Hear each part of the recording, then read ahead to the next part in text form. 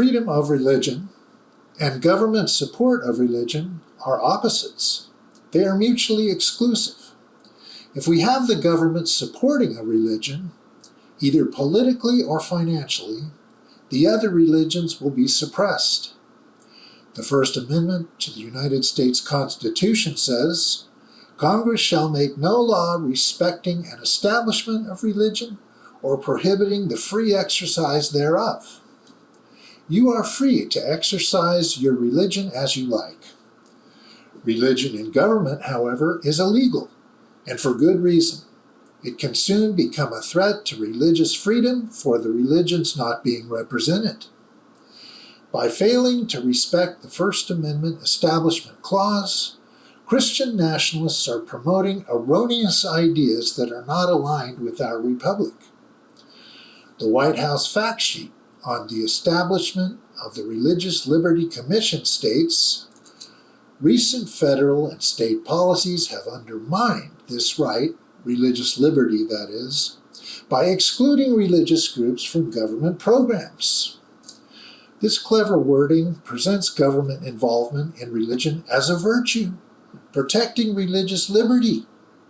It is curious that the Trump administration, while busily cutting every government service under the sun, feels there is plenty of taxpayer money available to unconstitutionally fund religious groups.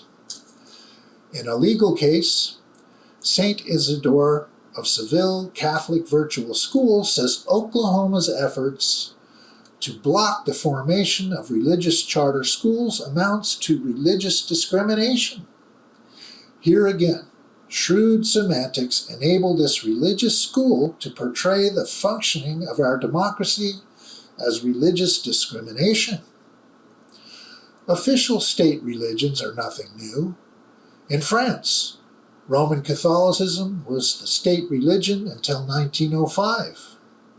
In Spain, Roman Catholicism was the state religion until 1978.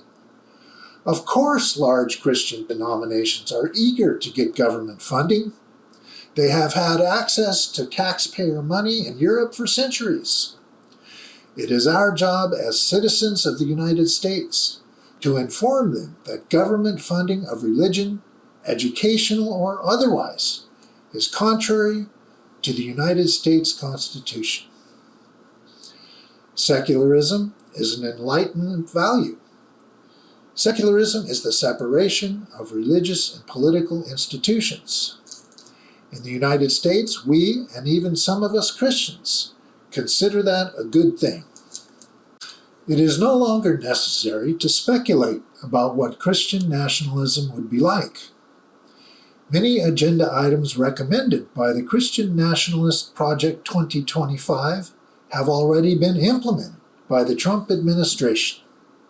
Each one of the following 7 examples matches the directives mandated in Project 2025. Number 1, the executive order to defund schools and colleges that use DEI policies. The executive order's labeling of DEI policies as unlawful discriminatory practices is ridiculous. It is not only obvious that DEI policies are designed to mitigate discrimination, but that Donald Trump himself is a notorious, public, and lifelong racist betrays the profound hypocrisy of these anti-DEI measures. Number 2, there are 2 executive orders regarding FEMA. The first established the Federal Emergency Management Agency Review Council to assess FEMA's effectiveness and recommend improvements.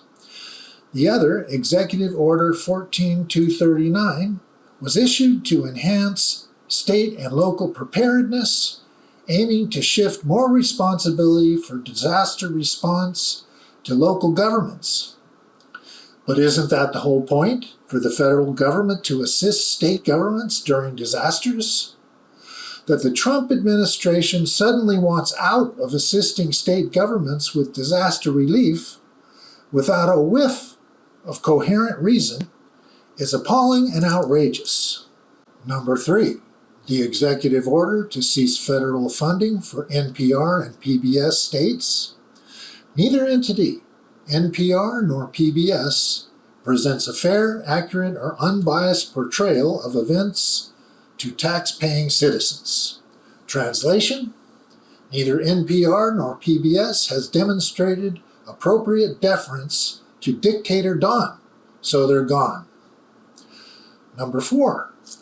The executive order about the Department of Education says, the Secretary of Education shall, to the maximum extent appropriate and permitted by law, take all necessary steps to facilitate the closure of the Department of Education and return authority over education to the states and local communities while ensuring effective and uninterrupted delivery of services, programs, and benefits on which Americans rely.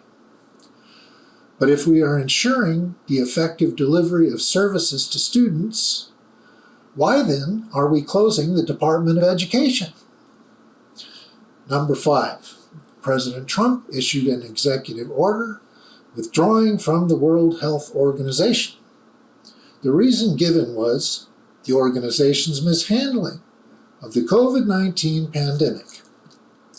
Coincidentally, President Trump himself is infamous for his mishandling of the COVID-19 pandemic.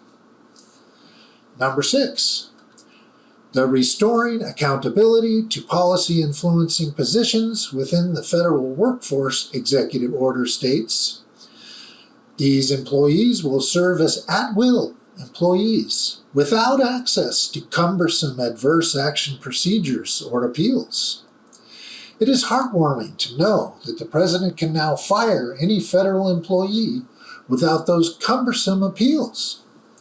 Perhaps President Trump is nostalgic for his television series The Apprentice, where he loved to say, "You're fired." Number 7. In another executive order harmful to federal employees, the Trump administration unbelievably ended collective bargaining rights for many federal workers. Among the list of absurd excuses the administration set forth are, unions have declared war on President Trump's agenda. Unions are fighting back against Trump. Unions obstruct agency management, and for national security reasons. In other words, unions negotiate on behalf of their workers. How dare they? It is troubling to see President Trump disrespect American workers by prohibiting the unionization of federal employees. While we can see the word Christian in the term Christian nationalism, it is more difficult to see any Christian principles in the resultant activities of Project 2025 and the Trump administration.